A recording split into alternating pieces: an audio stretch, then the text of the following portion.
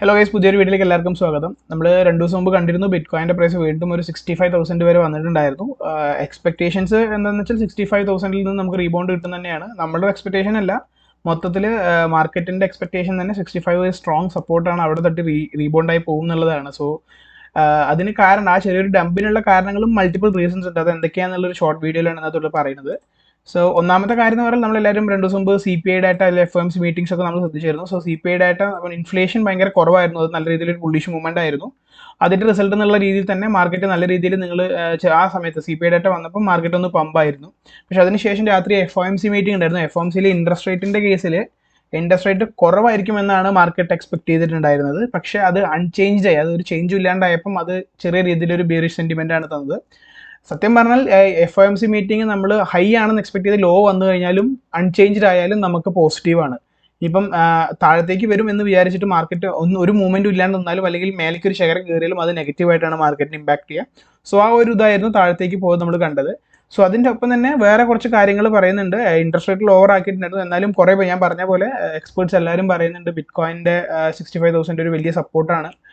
ഇനി താഴത്തേക്ക് പോലെ നല്ല രീതിയിൽ പോകും, നല്ല സ്ട്രോങ് സപ്പോർട്ടാണ് 65,000 ഉള്ളതെന്നൊക്കെ പറയുന്നുണ്ട്. നമ്മുടെ അനാലിസിസ് ഒക്കെ വെച്ച് നോക്കുമ്പോൾ അങ്ങനെ തന്നെയാണ്. ബട്ട് നമ്മുടെ SMCയുടെ ആ കോൺസെപ്റ്റ് കറക്റ്റ് ആവണമെന്നില്ല. എന്നാലും ഇവിടെ കുറച്ച് സ്ഥലത്തൊക്കെ ഒരു ഇംബാലൻസ് എന്നുള്ള രീതിയിൽ കാണുന്നുണ്ട്. ബട്ട് ഇവിടേക്കൊക്കെ ഭയങ്കര മോശമാണ്. 39ഒക്കെയാണ്, അവിടേക്കൊന്നും എന്തായാലും എത്തില്ല എന്ന് പ്രതീക്ഷിക്കാം. റീസെൻ്റ്ലി ഒരു 64 ആ റേറ്റ് 63-64 റേഞ്ചിലേക്ക് വന്നാലും ചിലപ്പോൾ മേ ബി ഇവിടെ ഒരു വിക്ക് വന്നൊരു ലിക്വിഡേഷൻ ഉണ്ടാക്കിയിട്ട് പോകാനും സാധ്യതയുണ്ട്. ആ ലിക്വിഡേഷൻ്റെ കാര്യം പറയാൻ കാരണം ഈ ഒരു ക്രാഷിന് FOMCൻ്റെ ഒപ്പം ഈ ഒരു ക്രാഷിന് ഒരു കാരണം എന്ന് പറയുന്നത് എത്തീരിയം ആണെന്ന് പറയുന്നുണ്ട്. കാരണം എത്തീരിയത്തിൻ്റെ സ്പോട്ട് ETF, നമുക്കറിയാം ബിറ്റ്കോയിൻ്റെ സ്പോട്ട് ETF പോലെ എത്തീരിയത്തിൻ്റെ സ്പോട്ട് ETF ജൂലൈ 2 മുതൽ ട്രേഡ് ചെയ്യാൻ പറ്റുമെന്നാണ് പറയുന്നത്. അപ്പം അതെങ്ങനെയാണ് ഈ ഒരു ബിറ്റ്കോയിൻ്റെ പ്രൈസിന് പ്രശ്നം വന്നതെന്ന് വെച്ച് കഴിഞ്ഞാൽ, ഇപ്പം നമ്മൾ ETFs വാങ്ങുകയാണെന്നുണ്ടെങ്കിൽ നമ്മുടെ സ്റ്റോക്കിൽ ചെയ്യുന്ന പോലെ ഈ BTC വെച്ചിട്ടോ അല്ലെങ്കിൽ ഉള്ള സാധനം വെച്ചിട്ടോ നമുക്ക് വേറൊരു സ്റ്റോക്ക് വാങ്ങാൻ പറ്റില്ല. സോ ETF വാങ്ങിയിട്ട് നമ്മൾ എത്തീരിയത്തിൻ്റെ ETF ആണ് വാങ്ങുന്നത്. സോ ആൾക്കാർക്ക് ETF ഇൻവെസ്റ്റ് ചെയ്യണമെന്നുണ്ടെങ്കിൽ നിലവിലുള്ള BTCയുടെ ETF സെല്ല് ചെയ്തിട്ട് വേണം അക്യുമുലേറ്റ് ചെയ്യാൻ, പൈസ കൂട്ടി വെച്ചിട്ട് വേണം എത്തീരിയം സ്പോട്ട് ട്രേഡ് ഈ ETF സ്റ്റാർട്ട് ആകുമ്പോൾ ട്രേഡ് ചെയ്യാൻ വേണ്ടിയിട്ട്. സോ അതുകൊണ്ട് ഈ ഒരു അപ്രൂവൽ, ഈ ഒരു ന്യൂസ് വന്നപ്പം BTCയിലുള്ള ETFs കുറച്ച് ഹയർ വാല്യൂലായിരുന്നു നിന്നായിരുന്നു. സോ ആ സമയത്ത് അത് സെൽ ഓഫ് ചെയ്തിട്ട് എത്തീരിയം വാങ്ങാനുള്ള ലെവലിലേക്ക് നിൽക്കണു എന്നുള്ള രീതിയിലായിരുന്നു കാഴ്ചപ്പാട് വന്നിട്ടുണ്ടായിരുന്നത്. എത്തീരിയം വാങ്ങിയിട്ടില്ല. അപ്പോൾ എത്തീരിയത്തിൻ്റെ പ്രൈസ് നോക്കുമ്പോൾ എത്തീരിയം ഇതുപോലെ ഡംപ് തന്നെയാണ്. അപ്പം അതിൻ്റെ ഫാക്ടർ എന്താണെന്ന് നോക്കിയപ്പം പറയണത് എന്താണെന്ന് വെച്ചാൽ എത്തീരിയത്തിൻ്റെ ഫാക്ടറിൽ എത്തീരിയം ഇപ്പോൾ മാർക്കറ്റിൽ കുറേ ആൾക്കാർക്ക് ഒരുപാട് എത്തീരിയം വേണം, പക്ഷേ മാർക്കറ്റിൽ അത്ര ആൾക്കാർ വിൽക്കാൻ തയ്യാറല്ല, അത് ചെയ്യാൻ വരുന്നില്ല. അപ്പോൾ എന്താ വെച്ചാൽ ആൾക്കാരുടെ പൊസിഷൻ ഷോർട്ട് ലിക്വിഡേറ്റ് ചെയ്യുക. കാരണം ചെറിയ ചെറിയ ഫണ്ട് ഇട്ടിട്ട് സാധനം താഴത്തേക്ക് കൊണ്ടുവന്ന് ലിക്വിഡേറ്റ് ആക്കി $1,000 അവർ നഷ്ടത്തിലാക്കി $5,000 എത്തീരിയം വാങ്ങുക. സോ ആ രീതിയിലൊരു സംഭവം നടക്കുന്നതുകൊണ്ടാണ് എത്തീരിയത്തിലും വലിയ രീതിയിൽ പ്രൈസ് മൂവ്മെന്റ് ഇല്ലാതിരുന്നതെന്ന് പറയുന്നുണ്ട്. പിന്നെ ഈ ഒരു ഔട്ട്ഫ്ലോ കഴിഞ്ഞ ആഴ്ച നോക്കുകയാണെങ്കിൽ നമ്മൾ ETF ബിറ്റ്കോയിൻ്റെ ഈ പറഞ്ഞ കാര്യം കൊണ്ട് തന്നെ, അതായത് ഞാൻ പറഞ്ഞു ഈ എത്തീരിയം വരുന്നു എന്നുള്ളത് കൊണ്ട് തന്നെ എല്ലാവരും പൈസ വിറ്റിട്ട് കയ്യിൽ വെക്കുകയാണ് ചെയ്യുന്നത്. അതും പുതിയൊരു ഇൻവെസ്റ്റ്മെന്റ് അതിലേക്ക് ചെയ്തില്ല. അതുകൊണ്ടാണ് കഴിഞ്ഞ ആഴ്ച ചെറിയൊരു ഡംപ് കണ്ടത്. മൊത്തത്തിൽ നോക്കുകയാണെങ്കിൽ ഔട്ട്ഫ്ലോസ് ആണ് കൂടുതൽ. ഔട്ട്ഫ്ലോസ് ഉദ്ദേശിക്കുന്നത് നമ്മൾ BTC Ethereum means ETF BTCയുടെ ETF വിറ്റിട്ട് പൈസ പുറത്തോട്ട് എടുക്കുന്നതിനാണ് ഔട്ട്ഫ്ലോ എന്ന് പറയുന്നത്. പുതിയ പൈസ ഇൻവെസ്റ്റ് ചെയ്യാൻ വേണ്ടി ഇടുന്നതിനാണ് ഇൻഫ്ലോ എന്ന് പറയുന്നത്. സോ ഔട്ട്ഫ്ലോ ആയിരുന്നു കൂടുതലെന്ന് പറയുന്നുണ്ട്.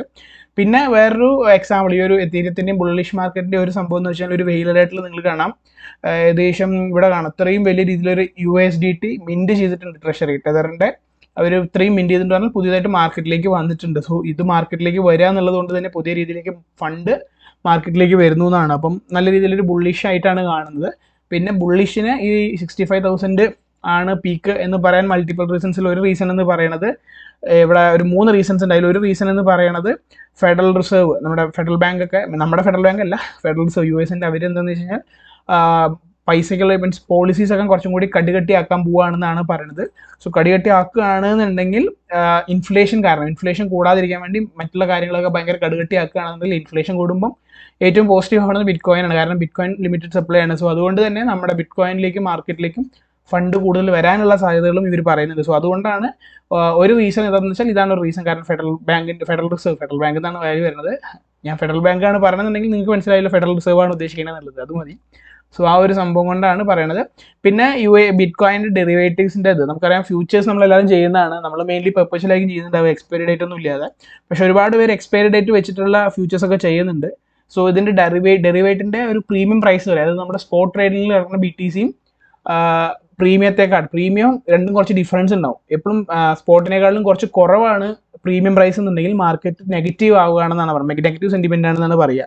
പക്ഷേ ഇപ്പം ഇത്രയും ഒരു ചെറിയ രീതിയിലൊരു ഡൗൺ ഉണ്ടായിട്ടും പ്രീമിയം, അതായത് ബിറ്റ് കോയിൻ്റെ പ്രീമിയം എന്ന് പറയുന്നത് സ്പോട്ട് മാർക്കറ്റിനേക്കാളും ഒരു 10% ഹയറിലാണ് പ്രീമിയം ട്രേഡ് ചെയ്യുന്നതെന്നാണ് പറയുന്നത്. അതുകൊണ്ട് തന്നെ ഇനിയും മേലേക്ക് പോകാനുള്ള സാധ്യതകളാണെന്നാണ് എല്ലാവരും പറയുന്നത്.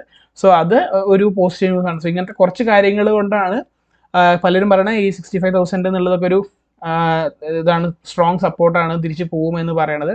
ഇഫ് ഇൻ കേസ് ഈ ഒരു 64 ഒക്കെ ബ്രേക്ക് ചെയ്ത് കഴിഞ്ഞാൽ, ഇപ്പോൾ ഇതിൻ്റെ ലെവൽ വെച്ച് നോക്കുകയാണെങ്കിൽ 61 ബ്രേക്ക് ചെയ്യുകയാണെന്നുണ്ടെങ്കിൽ ലൈക്ക് ഇത് ഇതിന് നടക്കണം എന്നല്ല പറയാം. ഞാനിപ്പോഴും എൻ്റെ വീട്ടിലൊന്നും ഫിനാൻഷ്യൽ അഡ്വൈസ്മെൻ്റ് ആയിരിക്കില്ല, എല്ലാം ഒരു കൈൻഡ് ഓഫ് എഡ്യൂക്കേഷണൽ പർപ്പസ് ആണ്.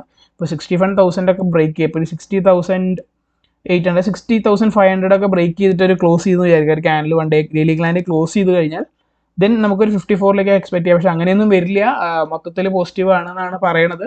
ഇവിടെ ഇപ്പം എത്തീരിയം കൂടി വരികയാണെന്നുണ്ടെങ്കിൽ അക്യുമുലേഷൻ ഒരുപാട് തീരെ നടക്കുന്നുണ്ട്. സോ അത് നടക്കുകയാണെങ്കിൽ മൊത്തത്തിലും മാർക്കറ്റിന് ഒരു പോസിറ്റീവ് സെൻറ്റിമെൻ്റ് ആവാനാണ് സാധ്യത. പക്ഷേ ഇപ്പം ഡംപ് ആവാനുള്ള കുറച്ച് കാരണങ്ങൾ ഈ പറഞ്ഞ എത്തീരിയം ETF എന്നുള്ളതും, അതുപോലെ തന്നെ ഈ പറഞ്ഞ എത്തീരിയത്തിൻ്റെ FOMCയുടെ ഇൻട്രസ്റ്റ് റേറ്റ് അൺചേഞ്ച് ആയതൊക്കെയാണ് ചെറിയ രീതിയിൽ ബാധകമായത്.